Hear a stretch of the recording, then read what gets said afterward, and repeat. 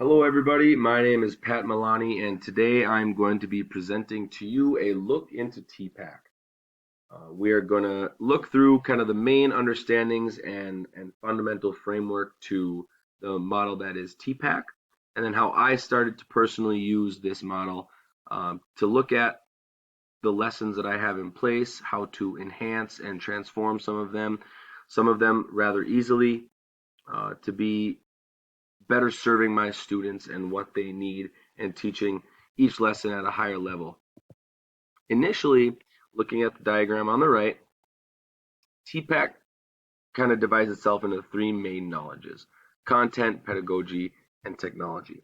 Content can be described as what specific content will students need to learn or know to complete the lesson. The pedagogy knowledge can be described as how do your students learn best and what strategies do you need to meet their needs.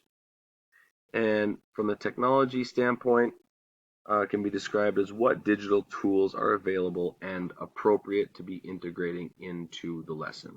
Now, as you can see, as we flip to the next slide, is as we start to kind of hone into the middle of this diagram, we can see where those three main knowledges start to cross over, and we get what I like to call the crossover knowledges. You get the pedagogy content crossover, the technology content crossover, and the technology pedagogy crossover. And in this Venn diagram, when those start to meet, we kind of get some good definitions of what do these things look like when they're working with each other and you are kind of hitting multiple knowledges at once. The pedagogy content crossover could be looked at as understanding best practices for specific content. That's kind of a basic, simple explanation for that first crossover. At the technology and content crossover, we can kind of see that as how can tools enhance the lesson or the material, and then how will you use those tools for the delivery or for the student interaction in that lesson. And then finally, the technology and pedagogy crossover kind of looks at how digital tools get your students to the desired learning outcomes that you want to see for the lesson at hand. And as we can see in that diagram, as you start to hone in, we see where these crossovers happen. And then finally in the middle, where all three are happening at once and you're operating at a high level, is the technology, pedagogy, content crossover, and that's where you get TPAC as the acronym. And that's the goal here, is to start crossing these different knowledges over, these basic kind of fundamental knowledges for the lessons that we teach and the material we deliver. And can we get to the middle where all three of those knowledges are happening and operating together throughout the lesson and really giving students a full, well-rounded look at material within an active lesson. So I'm going to use the three crossover knowledges and kind of look at a few examples of my own through lessons that I have sorted through with the TPAC framework. First of all, with the pedagogy and content crossover, in my geometry class, we have a midpoint theorem introduction lesson where it's right at the start of the course. We're kind of piecing together different theorems through the building blocks and the foundations of geometry.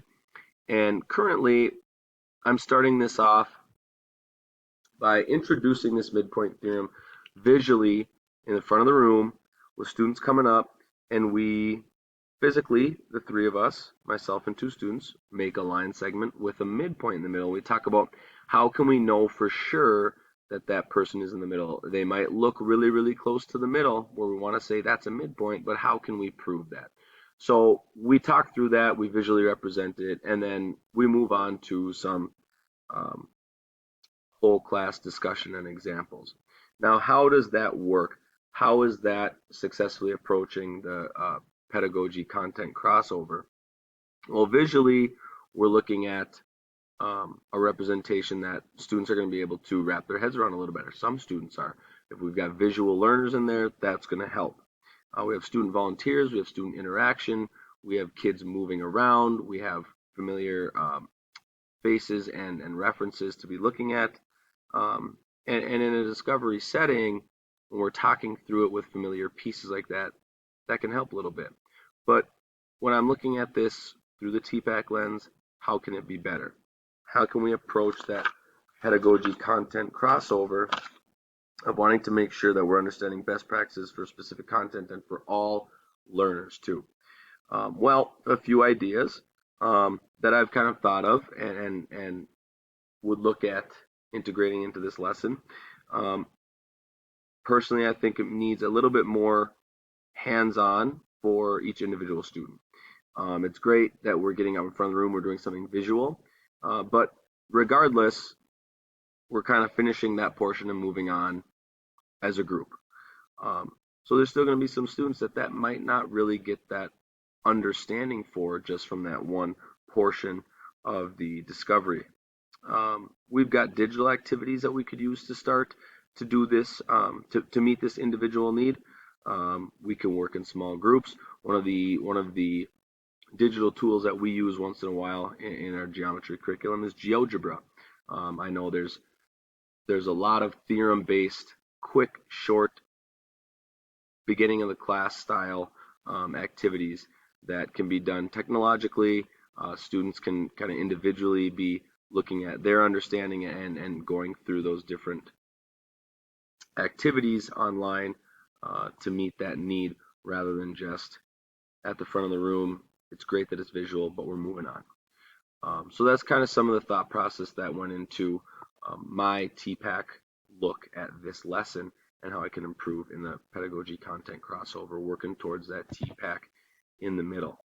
Another example then from a separate lesson, the technology and content crossover, comes from an algebra lesson where we are solving quadratic equations. Algebra 1, all solution-based stuff. Solving quadratic equations by factoring. Now this is getting into a big unit. There's a lot of prior knowledge built in here. So this is a lesson that, one of the first lessons that I looked at through the TPAC models is actually this whole unit. The current activity is a match game where basically after we're done with the group portion of the lesson, they're getting worksheets and there are solutions posted all over the classroom. Their job is to correctly solve these quadratic equations individually on their worksheets, match them with certain letters or numbers or some sort of puzzle piece around the room. And I think we've all used something similar to this where they get all the right answers. It's going to make a full, complete puzzle at the end. So how does that work? How is that appropriately addressing the technology content crossover? Remember, how can tools enhance it? How can tools enhance the material and the lesson and the learning and the delivery and interaction with students is kind of the quick, short answer culmination of the technology content crossover. Well, I think one thing content-wise is it's calling on a lot of prior knowledge. We do that right from the start of the lesson, where we're calling back to factoring, where we learn that as a skill. We're calling back to solving quadratic equations, where we just would have learned that by graphing, so they have some sort of visual foundation on that. So there's a lot of good prior knowledge being called on where that content is pretty rich in this lesson. But technology-wise, really no technology involved here. It's all worksheets, stuff is posted around the room. Now, where that's not necessarily a bad thing, technology being brought in is going to just be able to bring in a different dynamic, and it's going to be able to give more options to the students. And quite frankly, with the match game, we're kind of working with a little bit of gamification. Students are going to be a lot more engaged with some sort of digital gamification at this point. So some introductory, some introduction of technology to the puzzle piece at the end. The puzzle could easily be changed to something digital, something online with a tool or a game online. There's no real technology element, like I already stated, in this lesson as it is. So really from a base level, looking at the TPAC lens, looking at this specific crossover, getting technology involved, whether it be the actual problems, we could keep the puzzle one way or the other, or that puzzle and that gamification be brought online, I think would be something that would be engaging to a lot more students now who are very familiar with digital forms of games. And then the last one that I want to look at here, another different lesson, the technology and pedagogy crossover, comes in the lesson where we are teaching solving linear inequalities. And this is actually a review lesson where we're not reviewing for a test. We're kind of just cutting the chapter in half. We would have done 3 sections at this point. kind of the three very beginning stages of learning to solve linear inequalities. And we're going to kind of wrap it all into one before we move on to double-sided inequalities. Excuse me, not double-sided. Systems of inequalities where there's multiple. Currently, this review lesson is kind of just started off by looking at a few examples. Hey, remember this is what we've talked about the last 3 days. Here's your Google Slides. Choose your own adventure. Now, the technology and pedagogy crossover, if we recall, refers to how can digital tools get your students to the desired learning outcomes. Well, first of all, the slides activity itself, I think, is a great activity. The students have liked it when we've used it in the past. It's something different. If you haven't experienced or seen kind of the creation of Choose Your Own Adventure, I think it's really cool. It takes a little bit of time, but the students like it. It's something different, and you can really fit a lot of extra things in there to help the students get what they need. So how does it work? Kind of the technology piece, and someone I was just saying, you can fit a lot in there. So it's technology driven. We are a Google school, so it's something that the students are already familiar with is a Google operating system and the Google Slides themselves.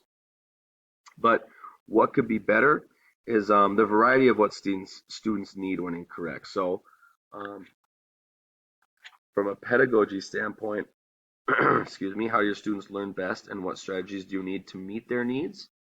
My entire activity, whenever a student gets a question wrong, each incorrect answer is linked to a screenshot from past notes where they have an example to look at as a little bit of a refresher. Well, if that one screenshot, that one plain not moving or talking example isn't working for them, that's all they're getting through that whole activity.